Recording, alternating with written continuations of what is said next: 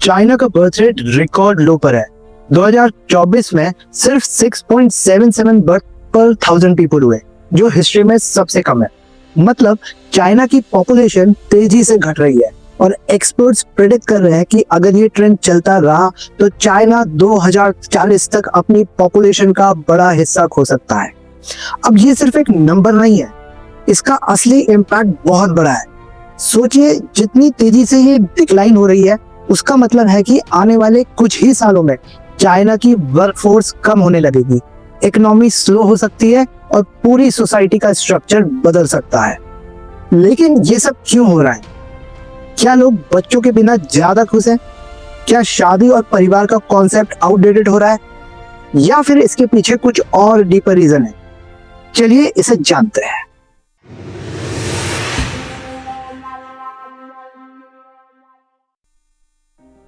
नमस्कार दोस्तों, national bureau of statistics के अनुसार 2024 में चीन की कुल जनसंख्या 1.409 बिलियन से घटकर 1.408 बिलियन हो गई, यानी कुल 13.9 लाख की कमी दर्ज की गई। मतलब हर एक साल बड़े शहर जितनी पॉपुलेशन खत्म हो रही है। और अगर ये ट्रेंड चलता रहा तो 2040 तक चाइना एक एजिंग सोसाइटी बन जाएगा, जिसमें बुढ़ापे का बोझ ज्यादा होगा और काम करने वाले लोगों का कम। पहले ऐसा नहीं था।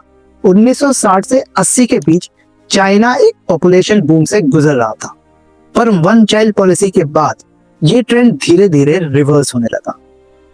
अब तो हालात ये है कि डेथ रेट बर्थ रेट से ज्यादा हो चुका है। मतलब नए लोग कम हो रहे हैं और पुराने लोग बढ़ रहे हैं।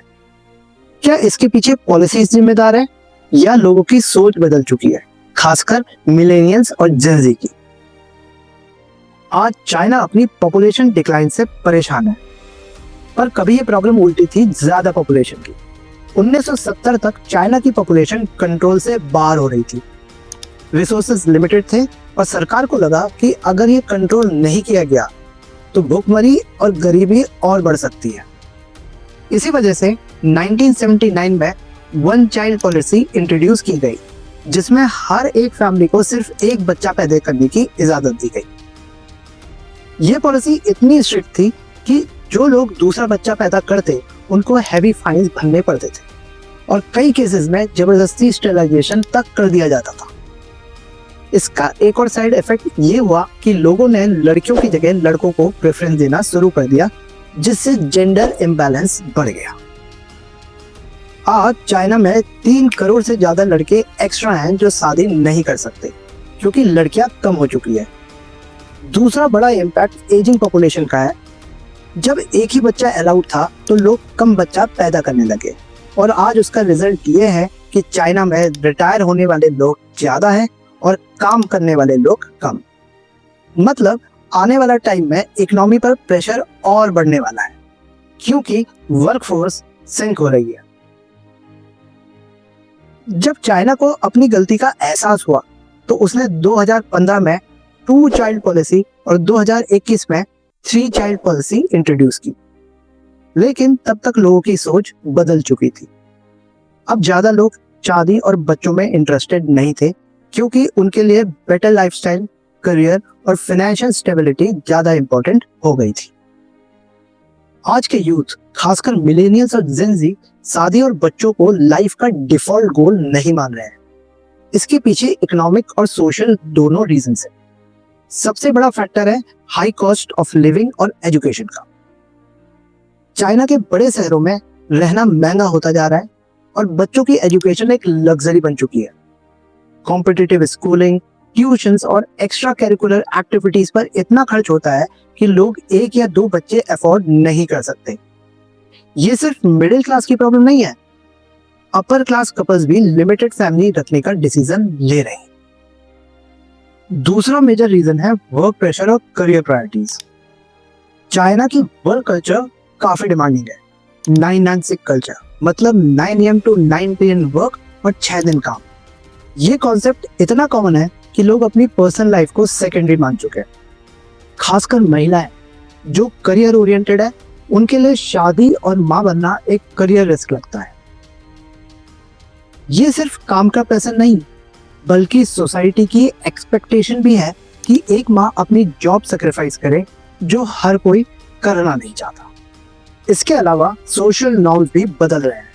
पहले शादी और बच्चा होना एक मैंडेटरी लाइफ गोल माना जाता था, लेकिन आज के अर्बन यूथ के लिए फ्रीडम और सेल्फ फुलफिलमेंट ज्यादा इंपॉर्टेंट है।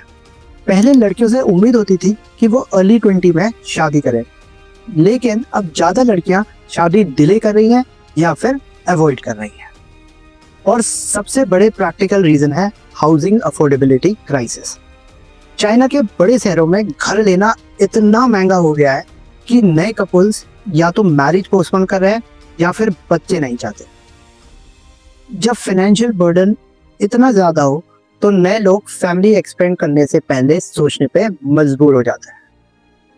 ये सारे फैक्टर्स मिलके एक ऐसी जनरेशन क्रिएट कर रहे हैं जो मैरिज फ्री या चाइल्ड फ्री लाइफस्टाइल को प्रेफर कर रही है। शादी और बच्चे सिर्फ एक ऑप्शन बन गए हैं, ना कि एक लाइफ नेसेसिटी। आज चाइना में 60 प्लस एज ग्रुप की संख्याएं 280 मिलियन से ज्यादा है और ये नंबर 2050 तक 500 मिलियन तक पहुंच सकता है।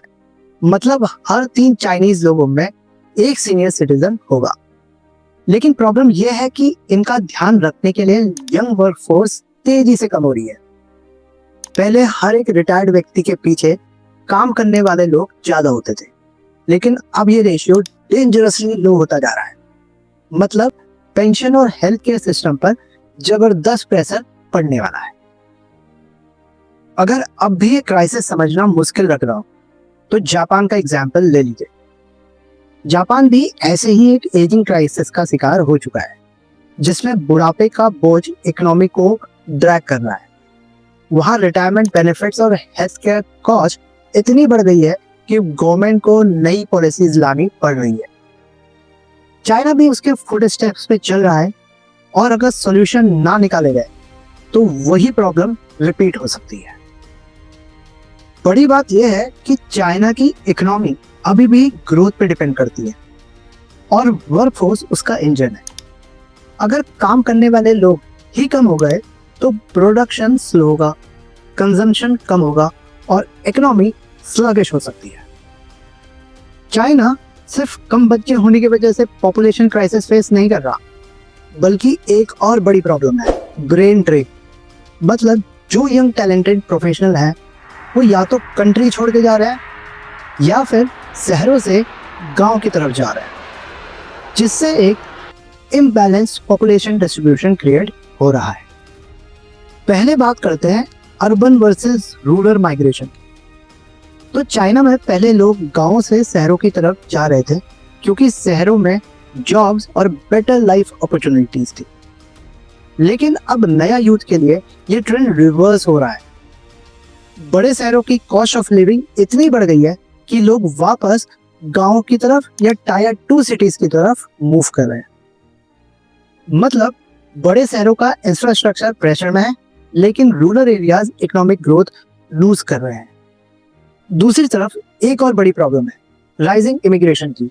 आज के यंग प्रोफेशनल जो हाईली स्किल्ड और एजुकेटेड है, चाइना छोड़कर दूसरे कंट्रीज जा रहे हैं, स्पेशली यूएस, कनाडा, ऑस्ट्रेलिया और यूरोप।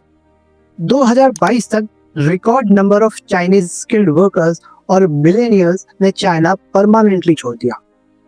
इसका एक बड़ा रीजन है चाइना की स्ट्रिक्ट पॉलिसीज, जैसे कि zero Covid lockdown, economic slowdown और टाइट इंटरनेट रिस्ट्रिक्शन, जिससे यूथ को लगता है कि उनकी पर्सनल और प्रोफेशनल ग्रोथ लिमिट हो रही है। ये माइग्रेशन क्राइसिस चाइना के टेक और इनोवेशन सेक्टर को सबसे ज्यादा हर्ट कर रहा है, क्योंकि जितने भी हाईली स्किल्ड इंजीनियर्स, रिसर्चर्स और एंटरप्रेन्योर्स हैं वो बाहर जा रहे हैं। मतलब जो लोग इकोनॉमी को फ्यूचर में लीड कर सकते थे वो दूसरी कंट्रीज के डेवलपमेंट कर रहे हैं। चाइना की सरकार को ये अच्छे से समझ आ गया है कि अगर ये ट्रेंड रिवर्स नहीं किया गया तो इकोनॉमी और सोशल स्ट्रक्चर दोनों डेंजर में आ सकते हैं। इसलिए गवर्नमेंट पॉपुलेशन डिक्लाइन को रोकने के लिए नए नए इंसेंटिव्स और पॉलिसी इंट्रोड्यूस कर रही है। लेकिन क्या ये काम कर रही है? सबसे पहला सॉल्यूशन है गवर्नमेंट इंसेंटिव्स। आज चाइना के कई शहरों में कपल्स को कैश बोनसेस, टैक्स ब्रेक्स और पेरेंटल बेनिफिट दिए जा रहे हैं ताकि लोग शादी करें और बच्चे पैदा करें। कई जगह थर्ड चाइल्ड होने पर स्पेशल सब्सिडीज तक दी जा रही है। लेकिन प्रॉब्लम यह है कि सिर्फ पैसे से लोगों की सोच नहीं बदली जा सकती। ज्यादातर यूथ को फ्रीडम और लाइफस्टाइल ज्यादा इंपॉर्टेंट लगता है। दूसरा सोल्यूशन है चाइल्ड बर्थ पॉलिसीज। पहले 1 चाइल्ड पॉलिसी, फिर 2 चाइल्ड पॉलिसी और अब 3 चाइल्ड पॉलिसी। लेकिन प्रॉब्लम यह है कि पॉलिसी बदलने से लोग बच्चे पैदा क्यों करने लगेंगे? लोगों की सोच और इकोनॉमिक रियलिटी अलग है। High cost of living, career pressure और चेंजिंग सोशल नॉर्म की वजह से ज्यादा लोग बच्चे पैदा करना नहीं चाहते, चाहे पॉलिसी कुछ भी हो। तीसरा बड़ा स्टेप है हाउकू सिस्टम को लूजन करना। हाउकू एक हाउस होल्ड रिस्ट्रिक्शन सिस्टम है जो लोगों को रूरल या अर्बन रेजिडेंस की कैटेगरी में डिवाइड करता है। पहले जो रूरल फैमिलीज बड़े शहरों में आकर सेटल नहीं हो सकती थी, उनके लिए रूल्स ईज किए जा रहे हैं ताकि अर्बन बर्थ रेट बढ़ सके।